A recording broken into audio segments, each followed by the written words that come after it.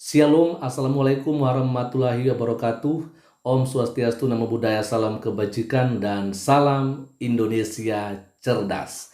Nah, teman-teman, di kesempatan siang hari ini saya ingin membagikan kepada kita semua sebuah berita terbaru pagi ini, ya, yang saya lansir dari situs CNBC Indonesia. Kita akan coba lihat saja dulu, teman-teman, ya. Dan saya akan tampilkan kepada kita ya di sini ya. Kita akan coba lihat saja ya. Sekali lagi saya lansir dari situs CNBC Indonesia ya. Israel berhasil bebaskan 4 sandera tapi bunuh 210 warga Palestina. Wow, ini kejam sekali, teman-teman ya. Nah, kita akan coba lihat saja bagaimana yang disampaikan di dalam berita ini. Israel mengatakan pasukannya berhasil menyelamatkan 4 sandera dalam keadaan hidup dari kamp pengungsi Gaza pada Sabtu 8 Juni 2024 kemarin tentunya, di mana kantor media pemerintah yang dikelola Hamas melaporkan serangan tersebut menyebabkan 210 warga Palestina tewas dan ratusan lainnya luka-luka ya. Seterusnya, militer Israel mengatakan keempat orang tersebut yang berada dalam kondisi kesehatan yang baik telah diculik dari festival musik Nova selama serangan Hamas pada 7 Oktober yang memicu perang dengan Israel yang kini memasuki bulan ke-9.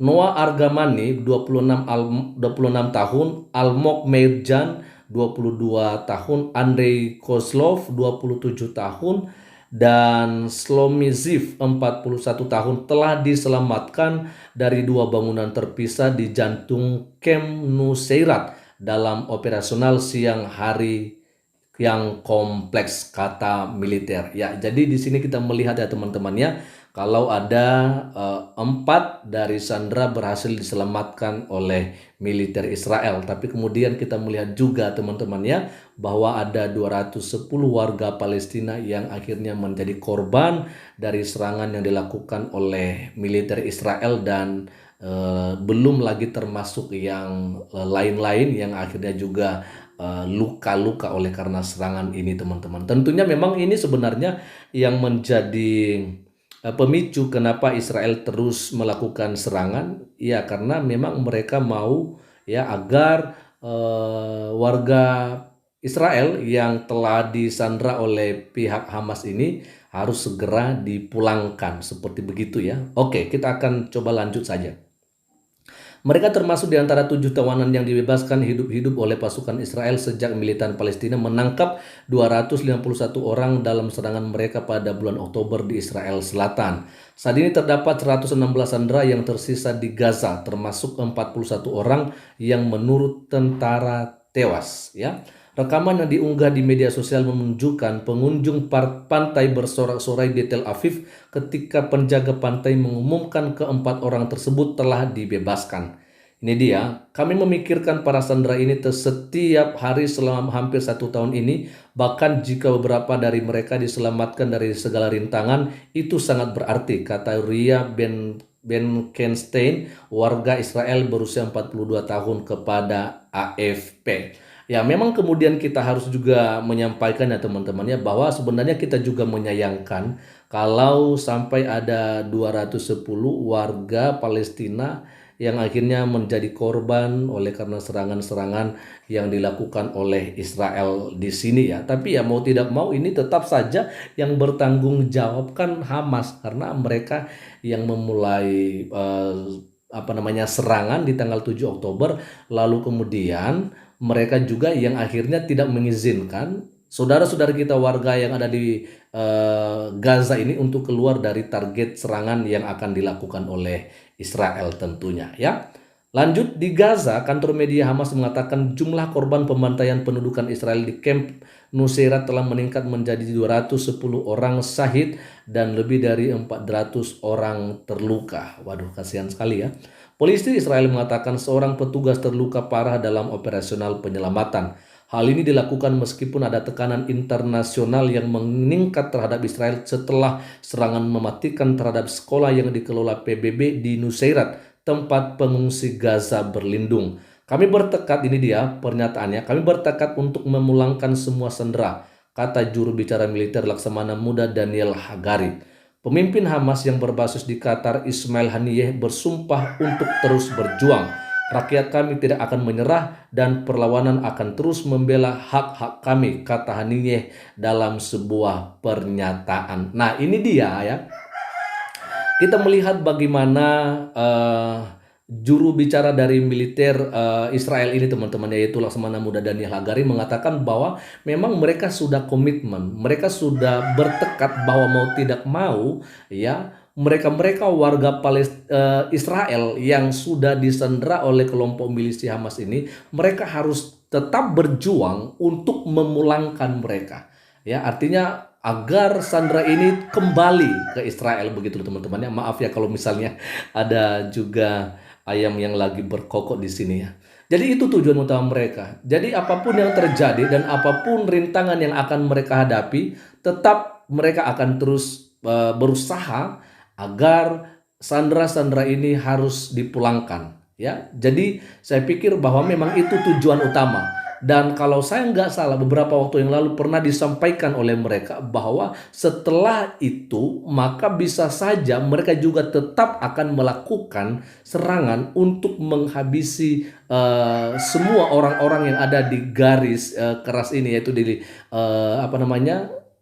lingkaran kelompok Hamas ini. Jadi itu tujuan kedua mereka. Nah, di sini kita melihat juga bahwa bagaimana pemimpin daripada Hamas yang saat ini sedang di Qatar, yaitu Ismail Haniyeh, justru kita melihat dia juga mengatakan di sini bahwa mereka akan terus melakukan perlawanan. Maka saya pastikan ya, menurut saya sih, kalau misalnya udah begini kejadiannya, maka mau tidak mau ya memang Israel nggak akan pernah mau berhenti ya kan untuk selalu melakukan serangan terhadap wilayah atau di wilayah Gaza, maksud saya ya. Dan apa akibatnya tentunya kita sudah tahu, teman-teman.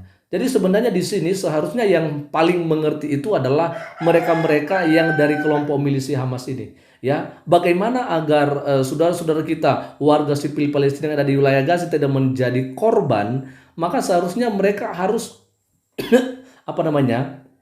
mengizinkan saudara-saudara kita yang ada di wilayah Gaza ini untuk keluar gitu loh. Tapi kita melihat di sini mereka nggak akan menyerah begitu aja. Nah, tapi kita melihat di sini bahwa ini sepertinya sengaja gitu ya, sengaja mereka mengorbankan warga sipil yang ada di Palestina. Nah, sekarang bagaimana kita yang ada di Indonesia, yang berkoar-koar untuk serukan bebaskan Palestina, merdekakan Palestina, ya kan? Padahal kalau kita melihat korban jiwa itu berjatuhan oleh karena kelompok milisi Hamas. Gitu loh. Coba bayangkan kalau misalnya kelompok milisi Hamas mengizinkan warga sipil Palestina yang ada di wilayah Gaza untuk keluar dari target serangan Israel, maka saya percaya tidak akan ada korban jiwa dari warga sipil.